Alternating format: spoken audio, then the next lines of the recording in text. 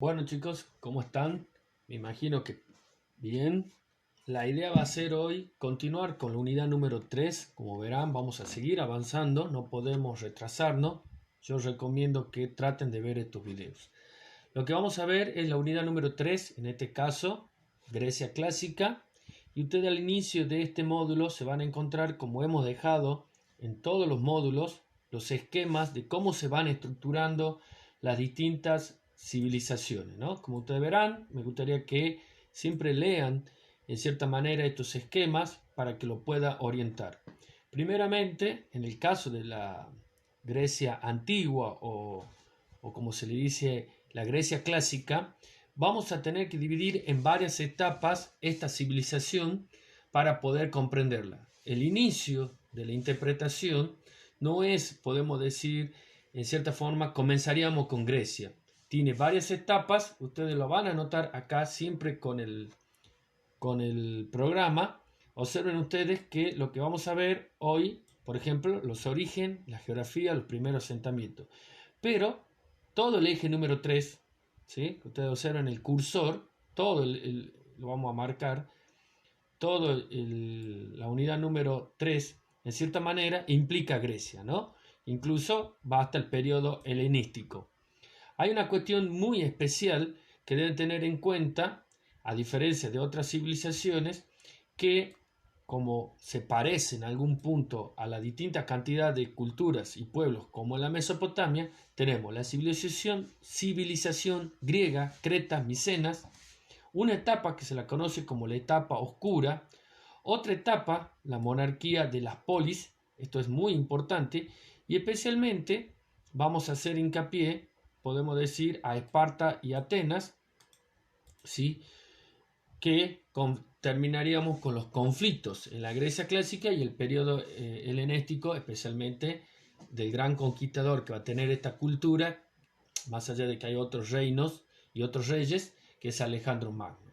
Para volver al módulo vamos a continuar, ustedes lo que hemos estado observando, por eso es acá, va por acá, vean ustedes por dónde va el programa, producido en el Mediterráneo Oriental, la etapa oscura y que después llamaríamos periodo clásico y helenismo, ¿sí? Esto que ustedes observan aquí es la conformación y en cierta manera está a grandes rasgos, ¿sí?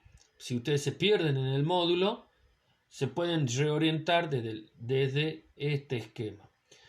Otra de las cuestiones muy importantes, podemos decir, ¿sí? De la Grecia y sus primeros asentamientos, vamos a ir a buscar un mapa, ustedes siempre ustedes observen, ¿sí? Grecia está ubicada en el mar Mediterráneo, de este lado, el imperio persa, que hoy es Turquía, hoy actualmente es Grecia, ¿sí?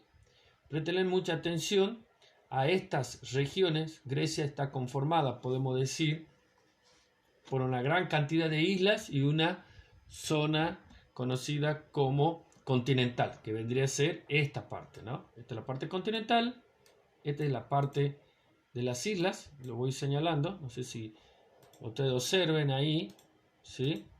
Para que podamos ir, podemos decir, buscando qué es en cierta manera este territorio. Grecia, en cierta manera, es un territorio, podemos decir, muy pobre en algunos aspectos, ¿sí? Que tiene que ver con su relieve, es un clima muy irregular y está fragmentado en varias partes porque al ser montañoso, casi toda Grecia es montañoso, en cierta manera, y esto genera algún punto de fragmentación política, ¿sí? No tienen sí desarrollo de camino, quizá como lo hemos visto en el Imperio Español, o lo vamos a ver tardíamente, y lo que sí, al tener una región de muchas montañas, entonces se extraen del subsuelo piedras, esquistos, ¿sí? Granitos, son todos aspectos minerales, podemos decir, y aspectos que van a servir para la arquitectura muy especial que va a tener Grecia. Grecia, ustedes al término del módulo van a notar, yo quiero que ustedes después se dirijan al último parte del módulo, acá se van a notar ustedes, cuál es en cierta manera ¿sí?, los legados que nos dejó esta cultura, que en algún momento, esto está en la última parte, ¿ves? Páginas 65-66 para ver la importancia. No obstante, vamos a continuar con el territorio griego y sus características, podemos decir su relieve, ¿sí? Grecia, como le dije, tiene cobres, hierro, oro, Taso, ¿sí? Es el lugar donde extrae Taso de Macedonia, son los lugares, se van a encontrar como por ejemplo el hierro de Laconia, de Beocia, ¿sí? Son los lugares donde se extrae. Todo esto está en esta primera parte, ¿sí? Si bien la llanura es poco favorable para el desarrollo de la agricultura, no obstante, se han podido desarrollar aluviones y lacustres fluviales. Son depósitos de agua para resguardar de la poca lluvia que hay para generar, digamos, la agricultura pertinente. Los cultivos esenciales que van incluso a servir tanto en las islas, en la zona, vamos a marcar, esta es la zona, eso lo quiero marcar, esta es la zona de islas, ¿sí? Como acá está Creta, que vamos a hablar enseguida, y la parte continental, ¿no? Podemos decir son territorios que desarrollan a través de la agricultura cereales, trigos, frutas, viñedos y algo muy especial, ¿no? El olivo y también en algún punto de los pastos para ovejas. Y al ser una zona netamente marítima, si ustedes la observan, si siguen el cursor, tenemos el mar Egeo, el mar Jónico, el mar Mediterráneo. Hay una zona que se llama la zona del Peloponeso. Presten mucha atención porque se va a repetir la zona Cícladas, que son estas islas que están aquí, está Ática, Beocia y de hecho, como lo hemos nombrado, Creta. Y la zona que después se va a colonizar, la famosa contada en la Ilíada, el de las colonias griegas, que también hablaremos en algún momento. Entonces el mar es fundamental para la comunicación, es seguro, es más rápido, genera fletes sin recargos, podemos decir, de bajos cargos, en vez de andar. No nos olvidemos que el mar agiliza en cierta manera las cargas para conllevar hombres y mercadería de un lugar a otro. Esto lo hemos notado con los fenicios en uno de los videos. Tiene un florecimiento impresionante el Mediterráneo en lo que es comercio. Y las primeras instalaciones, cuando hablamos de primeras instalaciones, que están por acá, ¿lo ven? Usted está acá en el programa. Estamos hablando de los primeros pueblos que en cierta manera vinieron. No sé si hay un mapa más abajo. Creo que hay un mapa, acá está, ¿ven? Ustedes observen el mar Mediterráneo, ¿sí? Siempre recorran digamos, el módulo para que puedan notar de qué estamos hablando. ¿Sí? Acá está, ¿ven? La región, por eso es zona marítima, ¿no? Esto está subrayado en algún punto de las ideas principales. Volviendo a la idea de las primeras instalaciones prehelénicas, los primeros pueblos son del Mediterráneo. Tenemos los careos, los lelgues, los licios y lo que ellos los llamaban los pelagos. Son pueblos que se fueron ubicando y que dieron en cierta manera al origen de la civilización griega, ¿no? Algo fundamental para tener en cuenta, ¿sí? Estos primeros asentamientos, ¿sí?, que se dan a partir, digamos, de las primeras formaciones de los pueblos, acá lo tenemos, que se da alrededor del año 3000, ¿sí? El desarrollo de nuevas técnicas de agricultura y ganadería, que es lo que veníamos hablando, lo generan estos pueblos y van a dar, en cierta manera, el origen en las costas, tanto en las islas como en las costas asiáticas, a las primeras rasgos de la civilización griega. Para hablar, en cierta manera, de la primera etapa, tenemos de los griegos, tenemos que hablar de Creta. ¿Sí? ¿Dónde está Creta? Acá, ya lo hemos marcado, ¿eh? ¿Lo notan? Lo tenemos acá, ¿eh? Creta, ¿sí? Creta, podemos decir, una isla, camino entre la Grecia continental y el sudeste de Asia Menor y Libia, y en cierta manera habitan por el contacto de otras culturas, ¿sí? En cierta manera le va dando esa similitud y dominación de otros pueblos. O sea, lo que estoy queriendo decir que la conformación de los pueblos griegos tiene que ver con la inmigración de otros. En este caso, como ya hablamos, pre-islámico, podemos decir, o de los territorios de donde provienen estos, ¿no? Los famosos pueblos del mar, ¿sí? El 95% de la superficie total de Creta es montañosa, ¿sí? Y eso facilita en algún punto, podemos decir, lo que ya habíamos hablado de conformar partes arquitectónicas con materiales y minerales, ¿no? La configuración social y política de Creta, ¿sí? Mayormente el control está en aquellos que realizan el comercio. Creta es una isla comercial, ¿sí? Y que de cierta manera podemos decir genera los distintos puntos de poder dentro del control de las comunidades que se encuentran en las islas, ¿no? Tenemos una parte, podemos decir, más al sur de la isla de Creta, donde están las comunidades, y las costas al norte que tienen contacto con las Cícladas, ¿no? Vamos a hacerle notar acá en el mapa de qué estamos hablando. La parte norte, ¿sí? Y la parte sur. La parte sur mayormente tienen el control y son más fuertes porque son los puertos y contactos con las otras civilizaciones egipcias, puede haber sido babilónicas, de los fenicios.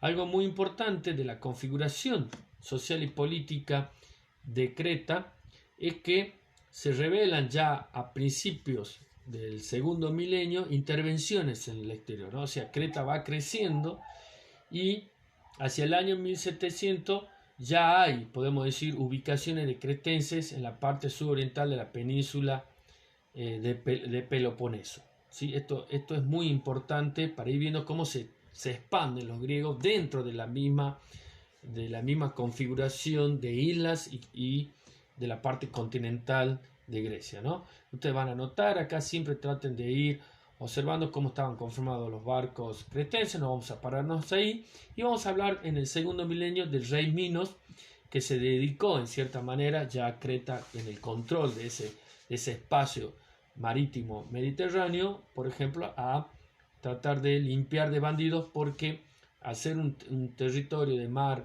en el mundo antiguo de quien prevalece y controle los distintos puntos del mar, puede tener el control del comercio, ¿sí? La prosperidad es de una gran actividad mercantil y marina, ¿sí?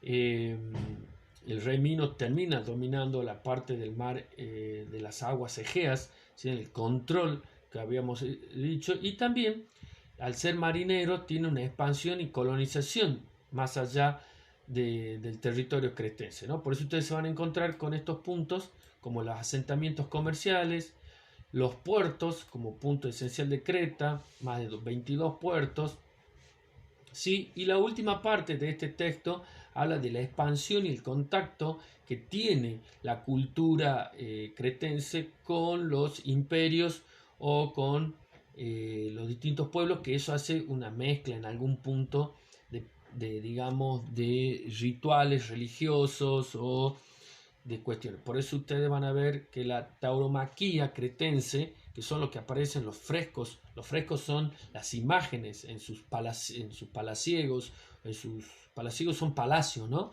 En sus casas, estamos hablando de los comerciantes más ricos, se notan una actividad que se practicaba como algo ritual, que era la acrobacia, que no se sabe bien si era algo de divertimento o una mezcla con ritual religioso, que era pararse sobre el toro, esto que ustedes observan aquí. Por eso esas imágenes del dios toro aparece también dentro de la cultura cretense, ¿no?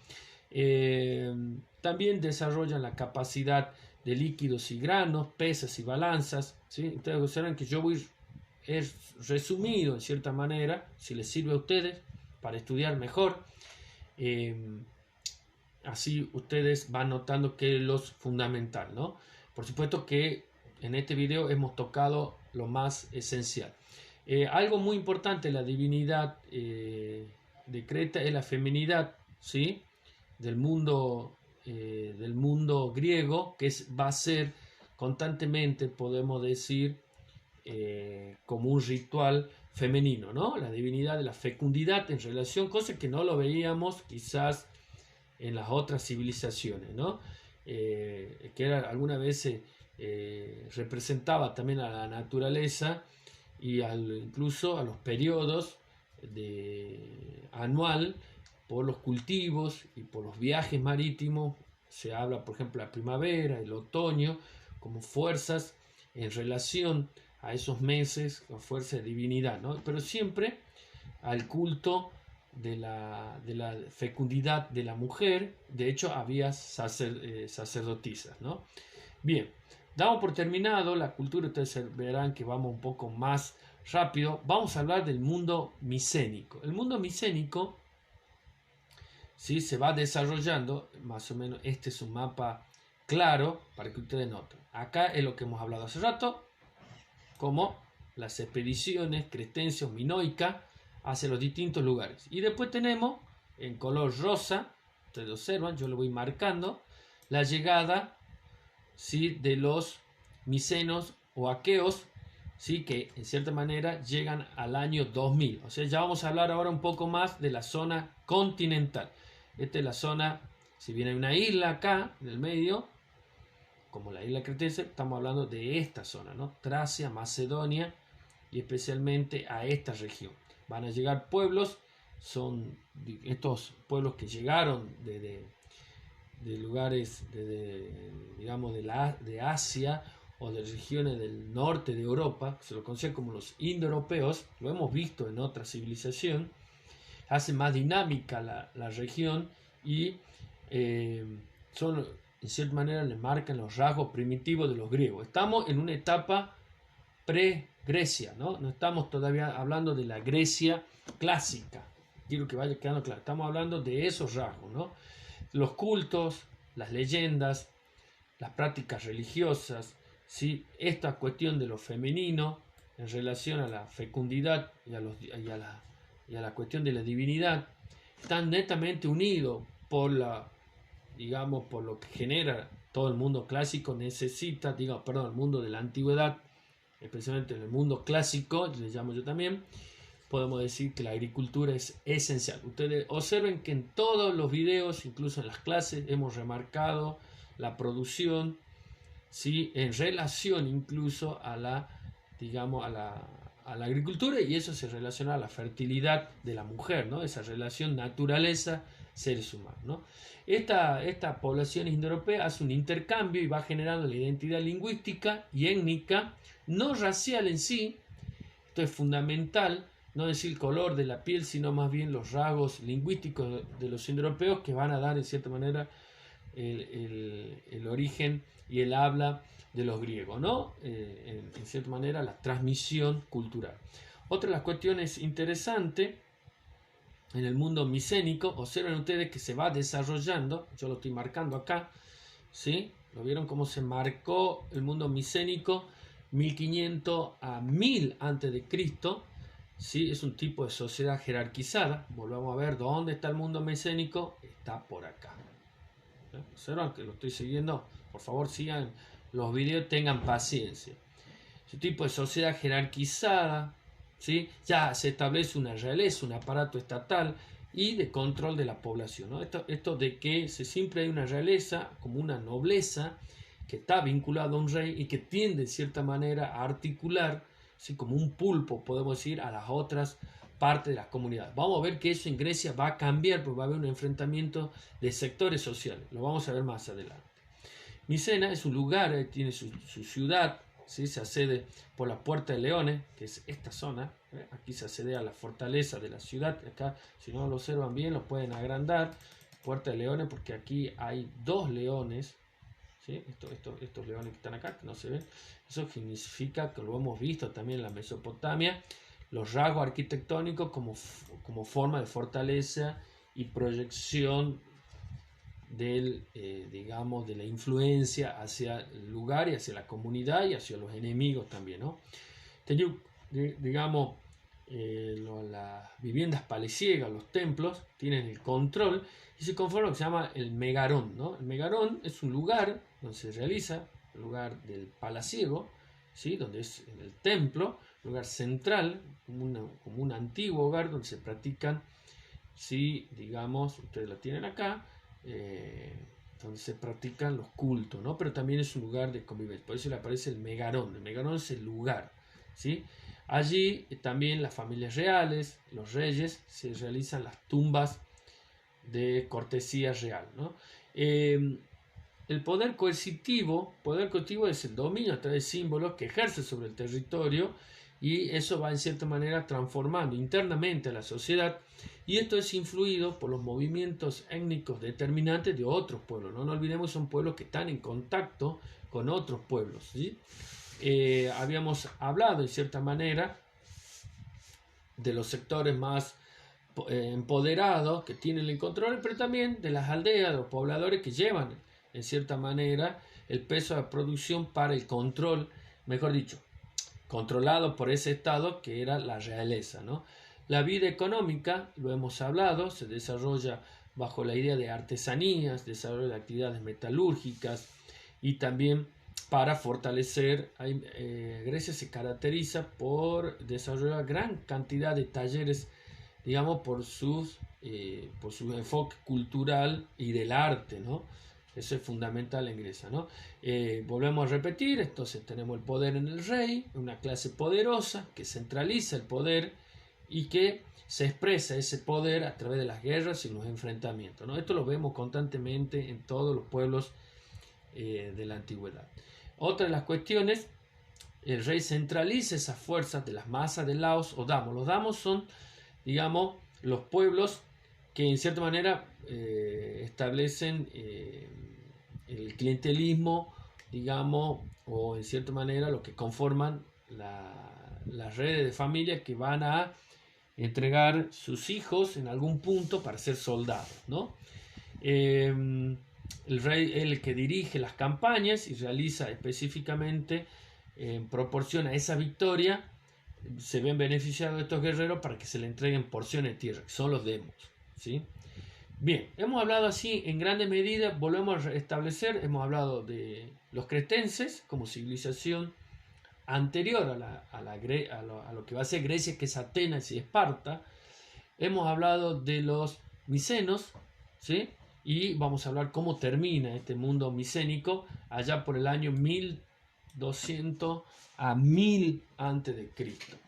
Esta crisis es producida por la invasión de unos aqueos, que son pueblos. Habíamos dicho que los pueblos griegos reciben esta constante influencia que algunas veces terminan sometiéndolos, ¿no? Muchos hablan de que quizás el fin del mundo micénico fueron los dorios, que no está bien establecido, eso es lo que explica acá en el texto. Algunos historiadores creen que son los dorios y otros creen que son problemas internos de los micenos. Esto conllevó que se dispersen aún más las comunidades por estos conflictos internos, por la invasión, para emigrar a otro lado. Esto es lo que, en cierta manera, como conocemos la historia de los griegos, podemos repetir, no sé si lo dije, por el escritor Homero, en dos poemas que escribe la Ilíada y la Odisea, y de allí se extrae, así como fue para el pueblo hebreo la Biblia, el Antiguo Testamento, para los griegos está contado en la posibilidad de que acá se encuentra la guerra de Troya, por ejemplo, ¿sí? Esa famosa fábula que se hicieron película incluso, es en este periodo, ¿no? Después se conoce como la época oscura, que es a partir del año 1200, porque la crisis que lleva los saqueos y a la misma vez la invasión de los dorios o los conflictos internos genera esta etapa que se conoce como la época oscura. Bien, hasta acá hemos tenido casi 24 minutos, 25 minutos, y continuaremos en el segundo video.